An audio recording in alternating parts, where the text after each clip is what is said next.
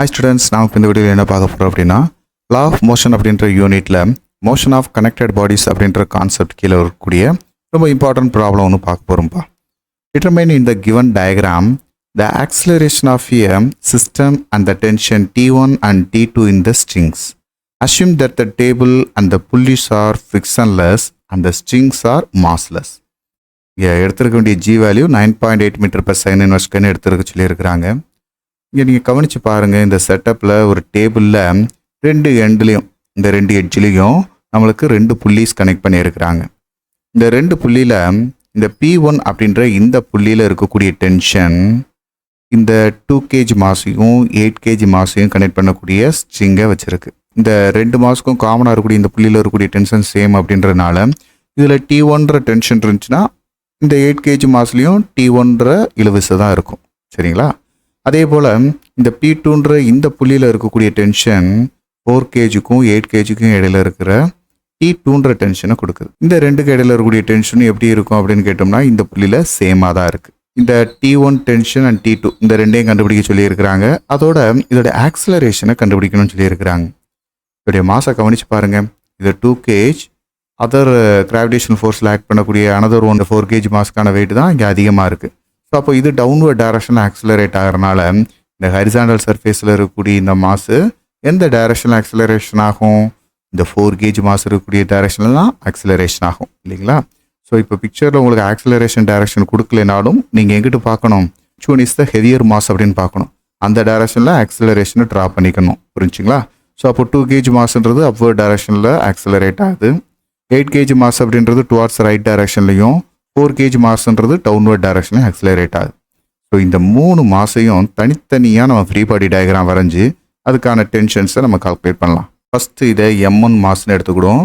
இந்த M1 மாஸ்ன்றது 2 kg. இது M2 மாஸ்ன்னு எடுத்துக்கிடுவோம். இந்த M2 மாஸ் அப்படின்றத 8 kg அப்படின்னு எடுத்துக்கிடுவோம். இது M3 மாஸ். இந்த M3ன்ற மாஸை 4 kg அப்படின்னு எடுத்துக்கிடுவோம். சரிங்களா? இந்த M1 மாஸ் மேலே ஆக்ட் பண்ணக்கூடிய டென்ஷன் T1 அப்வர்ட் டைரக்ஷன்லையும் டவுன்வர்ட் டைரக்ஷனில் அது மேலே ஆக்ட் பண்ணக்கூடிய வெயிட் அப்படின்றது M1G. ஸோ இதில் ஆக்சிலரேஷனோட டைரக்ஷன் T1ன்ற டென்ஷனோட டைரக்ஷனில் தான் இருக்குது. ஸோ இந்த M2 மேலே ஹரிசாண்டலாகவும் இருக்குது, வெர்டிக்கலாகவும் இருக்குது. ஹரிசாண்டல் அப்படின்னு பார்க்கும்போது நம்மளுக்கு இந்த டென்ஷன் T1 அப்படின்றது நம்மளுக்கு டுவார்ட்ஸ் லெஃப்ட்டும் T2 அப்படின்றது டுவார்ட்ஸ் ரைட் டைரக்ஷன்லேயும் இருக்குது. இப்போது M2 மாஸ் மேலே ஆக்ட் பண்ணக்கூடிய இந்த ஃபோர்ஸ் அப்படின்றது நார்மல், இந்த ஹரிசாண்டல் சர்ஃபேஸ் அது கொடுக்கக்கூடியது, டவுன்வர்ட் டைரக்ஷனில் வெயிட். இதில் எந்த ஒரு இடத்துலையும் நம்மளுக்கு ஆக்சிலரேஷன் வெர்டிக்கலாக இருக்காது. அப்போ ஹரிசாண்டலாக ஆக்சிலரேஷன் இருக்குது, அது எந்த டைரக்ஷன்னா T2 டைரக்ஷனில் இருக்குது.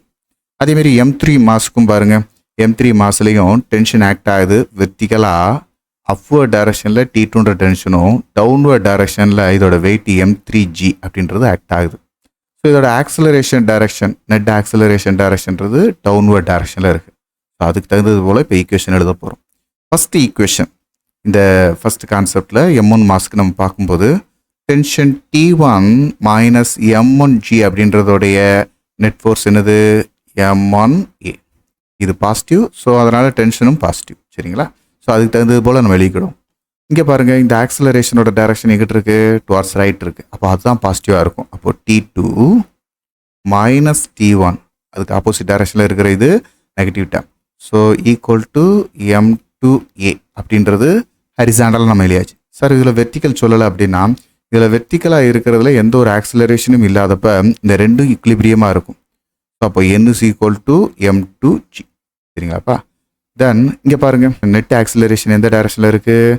வெயிட்டோட டைரக்ஷனில் இருக்குது. அப்போ வெயிட்டோட டைரக்ஷனை பாசிட்டிவில் எழுதும்போது M3G minus T2 equal to M3Aன்னு எழுதலாம். ஸோ இதை எழுதும்போதே நம்ம புரிஞ்சுக்கிட்டு இருப்போம், இந்த இடத்துல நம்ம T1 T2 வேல்யூவை நம்ம இதில் சப்ஸ்டியூட் பண்ணுற மாதிரி சிம்பிளிஃபை பண்ணணும். அப்போது T1 ஈக்குவல் டு இந்த வேல்யூ இங்கிட்டு கொண்டு வந்தோம்னா ப்ளஸ் ஆகிடும். அப்போது M1G ப்ளஸ் M1A.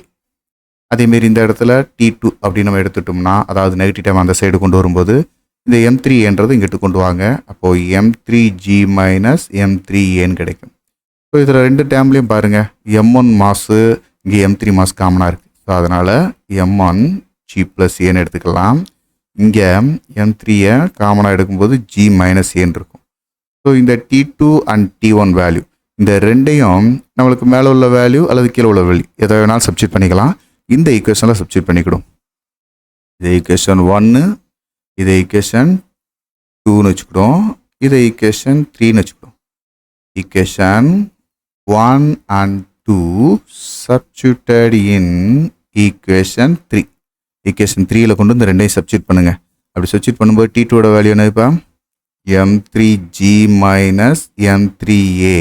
நெகட்டிவ் டைமாக வரக்கூடிய T1 வேல்யூவை நம்ம இங்கேயே மல்டிபிள் பண்ணிடுவோம். Minus M1G minus M1A equal to M2A. So இந்த டேர்மில் வேல்யூஸ் எல்லாத்தையும் சப்ஸ்டிட் பண்ணிடலாமா? இந்த வேல்யூஸ் எல்லாத்தையும் சப்ஸ்டிட் பண்ணால் இங்கே M1ஓட வேல்யூ என்னது 2, M2ஓட வேல்யூ 8, M3ஓட வேல்யூ 4. இதை சப்ஸ்டிட் பண்ணுங்க பார்ப்போம். 4G minus 4A minus 2G minus 2A equal to 8A. So இதில் நம்ம ஆக்சிலரேஷன்லாம் ஒரு சைடும் ஜியோட வெளியெல்லாம் ஒரு சைடு கொண்டு வருவோம். அப்போ 4G மைனஸ் 2G அப்படின்றது 2G. Then minus 4A minus 2Aன்றது மைனஸ் 6A. அதை அந்த சைடு கொண்டு வந்தோம் அப்படின்னோம்னா 8A ப்ளஸ் 6Aன்னு இருக்கும். ஸோ அப்போது ஆக்சிலரேஷன் தான் நம்ம கண்டுபிடிக்க போகிறோம். அப்போது இந்த 8 ப்ளஸ் 6 எவ்வளோ வரும்? 14A தானே. இந்த 14Aல 14 இந்த சைடு கொண்டு வந்துருங்க. 2/14 இன்ட்டு G அப்படின்றதுல 2 அடித்தா எவ்வளோ வருது? G/7. அப்போது ஆக்சிலரேஷனோட வேல்யூவை ஜியோட வேல்யூ 9.8 டிவைடட் பை 7ன்றதை டிவைட் பண்ணுறது மூலமாக நம்மளுக்கு கிடைக்கும். எவ்வளோ வருதுன்னா 1.4 மீட்டர் பர் செகண்ட் இன்வெர்ஸ் ஸ்கொயர்னு கிடைக்கும். ஓ இந்த M2ன்ற மாஸ் மூலமாக நம்ம என்ன செஞ்சாச்சு? இதில் மொத்தமாக ஆக்ட் பண்ணக்கூடிய ஆக்சிலரேஷனோட வேல்யூவை நம்ம கண்டுபிடிச்சாச்சு. இப்போ இந்த ஈக்குவேஷன் 1ல இருந்து நம்ம T1 கண்டுபிடிக்கலாம்.